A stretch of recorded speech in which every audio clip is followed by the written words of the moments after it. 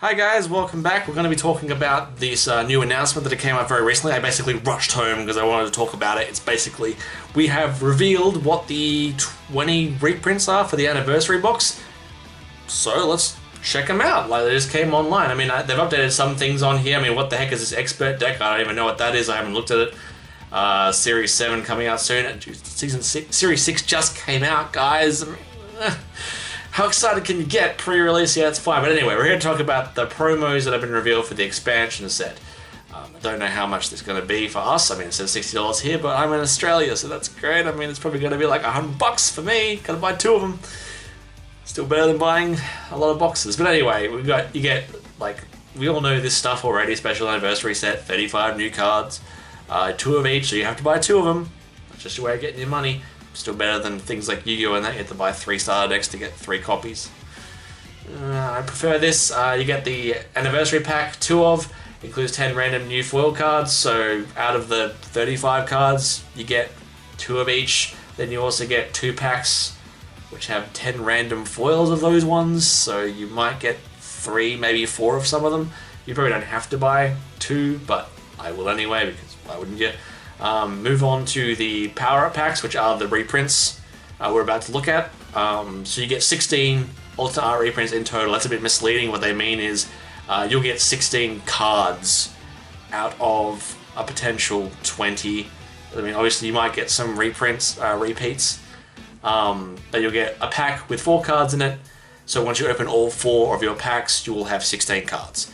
So there's actually 20 cards available, but you'll only get 16. So there you go. And you also get 1 of 4 packs. One of 4 sleeves. I don't know if they want you to buy 4 of these things. Is there any guarantee you're going to get different sleeves based off what the design of the box is? I don't know. But there's no way I'm buying bloody so many of these. If you got 4 different box designs, no, that's not going to happen. But anyway, we'll know when it's updated on April 19th as to what the other box designs are. But anyway, here we go. We have released now the lineup. The lineup for the cards. So these are, we're going to go through them first, and then we're going to talk about what they are and how I feel about them. Anyway, starting off for red, you've got Saiyan Kaba, you've got Foreseeing Hit, we've got Burst Attack, Son Gohan, and everybody's pal Yamcha.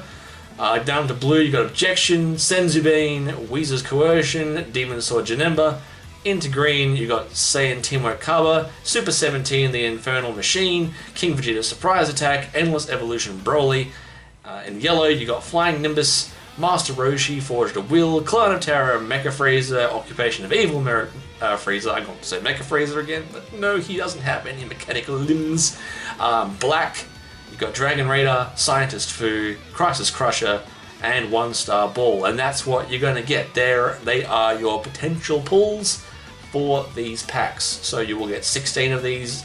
Whether you get doubles of some of them, not to chance. Who knows if some of these are short printed over other ones, whether Senzubin will actually be difficult to pull.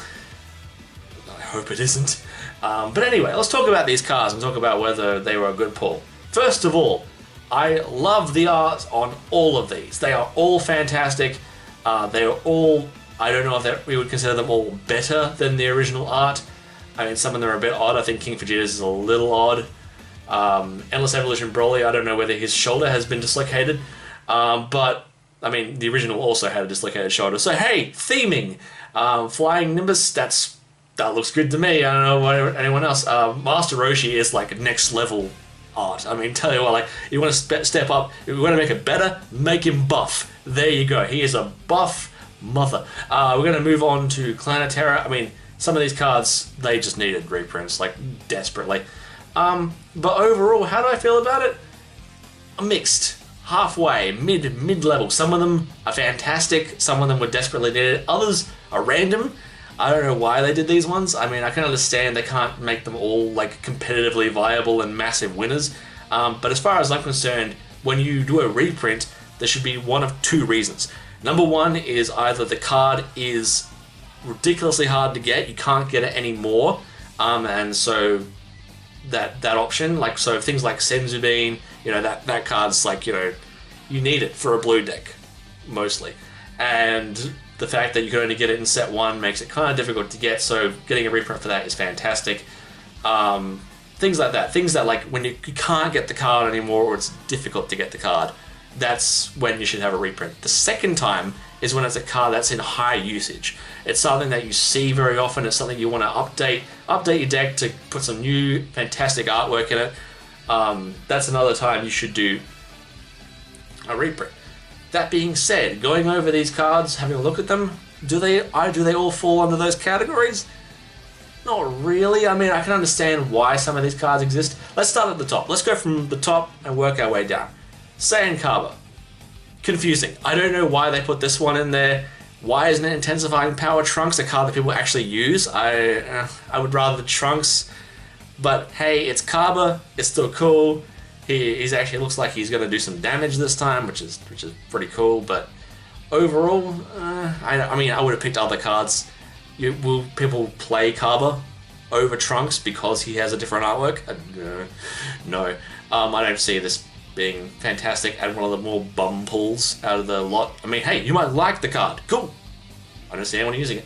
For seeing hit, yeah, cool. It's a card that's still used quite a bit in like baby decks, pan decks. It's still a card that you throw in there. It still has a devastating effect that you just don't want to look at your opponent's hand. They reveal their hand, they're playing Kid Goku, they have 12 extra cards. I mean, it's just good fun. And overall, the artwork is nice, but I actually kind of prefer the original, which is a bit of a shame. I didn't like. It's not like it's bad artwork. It's just, you know, he's kind of just standing there. It's not very dramatic or imposing or anything. It's just kind of like, you know, it's another card. So there you go. But Hip was only printed once in Tournament of Power. That infamously, difficult set to get now. Which, great. Could it have been the secret rare? Maybe. We'll talk about that at the end. Moving on, Burst Attack Son Gohan, a card that was ridiculously expensive at one point in time, but then over time it kind of died off in relevancy. But it's still a good card. I really like it. The artwork's a bit odd. His arms kind of jelloing there a bit to the right, like that action posing there. But again, would it have been the best card? What else would we have done? I don't know. But it's you know, it's a card. It's nice to have a reprint. And that's a good card to reprint. Everybody's Pal Yamcha. This card came out the last set. I mean, was it hard to get? Is a lot of people using it? Yeah, some people are using it, but is it really the one you would go for in that set? Sure. Is that art confusing? Does it look anything like Yamcha? Not really. I mean, if I looked at that Yamcha there, when I saw the little picture, like the when they first announced this set, this is what they showed, like on the Facebook group. So it's very blurry, it's hard to tell what they're called, and Yamcha was the only one I couldn't really tell what it said. I assumed it was Everybody's Pal Yamcha, but I just, you know, I'm not sure. Is it 100% in there? Is that what it says in there? But no, like, yeah, but again, like I said, it's hard to really say for sure what would have been the best option for these cards in terms of red. I mean, you know, it's red. I mean, it's not my type of deck. I don't really run a lot of red cards. But hey, these cards might be perfect for you, so there you go. Moving on to blue. I don't have any issues with any of these, except maybe Demon Sword Janemba, but we'll talk about that in a second. Objection, yes, it only just got a reprint. I mean, yeah, cool, it's got like 3 reprints now, but I mean, it's Objection. If you're running Ramp, you want to run Objection, this one looks much better, to me at least. Even the reprint with the golden background, I wasn't a massive fan of that, but it was still, you know, it was still cool. Senzubin, thank heavens. I mean, we've been waiting ages just to get a reprint of this. Is the new one cool? Yeah, it looks pretty cool. It's like an action pose from the show, like a specific scene where he like throws out the Senzubins. Take them, please. I know you're fully healed, but take them. It's just, you know, it's just like a cool thing. It's like a cool extra thing. And of course, I was never going to complain about any reprints of Senzubin. The fact, any common that's running like $10, no, just reprint that, please. Wizard's Coercion. It's still a card that's run in blue decks now and then. I mean, people run Dimension Magic more, I would assume, but Wizard's Coercion is still a cool card, and that alternate art is just fantastic. It's just a great card. I mean, I do like that kind of that green spiral, the same kind of thing the alternate art in Fuba had. I'm just a massive fan of that, so that's trying to get those cards. As for Demon Sword Janemba, I mean, I kind of feel like I'm on the fence for these cards that are not as generic. Like, you can't just put them in any deck. Like, the other 3 blue cards, you can just kind of throw them into any blue deck and they still work. Demon Sword only works with the Janemba deck. So, I mean, you can throw it in other decks, I suppose, but that's what it's made for. And after the whole thing of like Janemba winning certain tournaments and that, yes, it is basically relevant, but they've already brought out the Destruction Rare Janemba, so the Demon Sword's relevancy has died off a tiny bit. It's still useful, but is it the best card to put in here? I don't know. Let's move on to green before I trip over my own tongue some more. We have Saiyan Teamwork Carver. I am quite happy that they're reprinting this card because they only had it once in the was it Dash Pack, and its relevancy is way past prime now at this point. He was massively relevant back with Mecha Frieza before they errated that thing, but there you go. I mean, it's still good to get it again. I do like the alternate art showing these are the cards you're summoning with this thing, so just in case you forget. Moving on to Super 17, yes, it was pretty relevant for Shenron. Is Shenron relevant anymore? I don't know, but hey, there you go. And again, I don't know what it is about these like second cards not being as nice art-wise. I still like it, but I just like the original better. King Vegeta's Surprise Attack. I like the card. I like King Vegeta's Surprise Attack. Should it have been reprinted? I don't know. Is it really worth the effort of like doing this, especially this King Vegeta picture? And I don't know, that picture to me just seems a bit off. I don't know. It's like the only one I'm on the fence about. It's still a good card. It's nice to have it reprinted. Anything from set 1, I'm kind of happy to see reprinted, but yeah. What else can you say? It's King Vegeta's Surprise Attack. You gotta use it on your Daily Defender Frieza. I don't know, whatever. And Endless Evolution Broly. Again, it's like the kind of thing. It's one of those cards that was in its prime a long time ago, and we're just getting like the alternate art for him. Sure. I mean, I don't. Again, we'll talk about that in a minute. Moving on to yellow, Flying Nimbus. Yes, fantastic. People still use Nimbus. It's still a great card.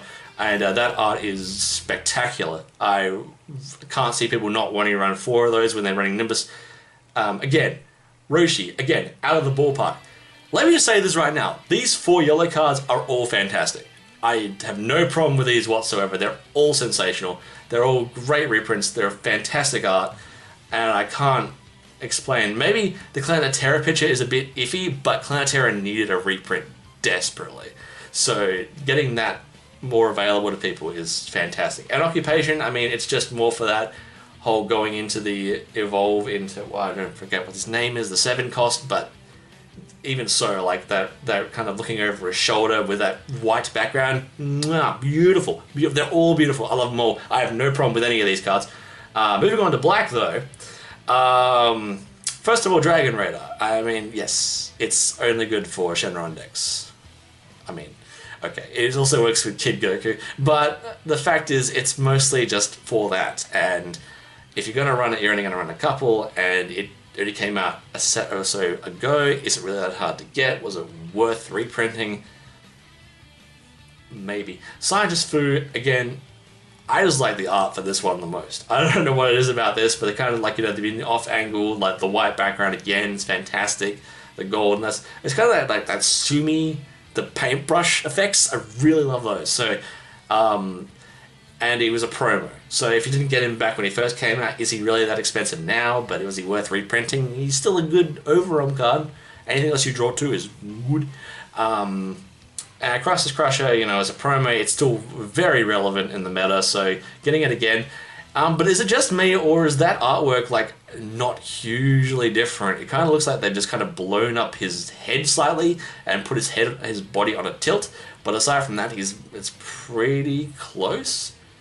I mean, I get he's in the same costume, and that's basically most of the problem. But but it's pretty underwhelming to me. And as for One Star Ball, I don't know if they tried to take that one shot from the start of the end of Dragon Ball Super where Krillin grabs the ball and goes, yeah. But that's basically where that picture comes from, and it's the same thing. It's just him grabbing a ball, as Krillin does. Anyway, they're just going on that. It says full details arriving on May 24th, so that's it for that. So what is the overall impression about all of this? Well, it's fine, really, isn't it? I mean, all these cards are all good cards to reprint. They're all fine. The pictures, even if I have little iffy feelings about now and this and that, it's still fantastic. Maybe the problem I have here is that there's nothing really here for like the hardcore competitive player. Like, if you are running Janemba, you already have 4. You don't need another one in an alternate art. Maybe you like, maybe you really, really desperately love this art, but the fact is, I spent ages getting those Demon Sword Janembas, and I'm not going out of my way to get any more. Same goes for like Super 17s and what have you, and I'm not running most of these cards to really bother going through the habit. If I happen to get an alternate art objection, cool. But is it really necessary? Was it really that hard to get objection before? Was it that hard to get Weezer's Coercion before? Senzu Bean? Yes, it was hard. Thank you. Thank you for reprinting that. But anyway, that's just what I'm thinking. The only problem I have right now is that now that we've seen everything, we know there are no secret rares. I know that it's a very hot topic issue about secret rares, whether people will be able to get the secret rares, if they ever will reprint secret rares. That's a key thing. I really wish that one of these cards was a secret rare from one of the previous sets. Maybe not necessarily Tournament of Power Goku, but just throw us a bone. Make it so that it works the same way as the regular secret rares. You only get 1 per case or 2 per case of these anniversary boxes. But give it like a chance for us to get those older cards that are so hard to get. Some of them are super easy, some of them are super cheap, but other ones are just ridiculous. Like Demigra is still stupid. Anything from like the first sets, even though they're not as expensive, they're like a little bit harder to get. And like as I was saying, Tournament of Power Goku, don't even go there. I mean, it's too painful. It's too painful. The absolute anarchy and the never-ending like ambition of people to run down different stores looking for that damn pack, trying to get those cards and then not getting them.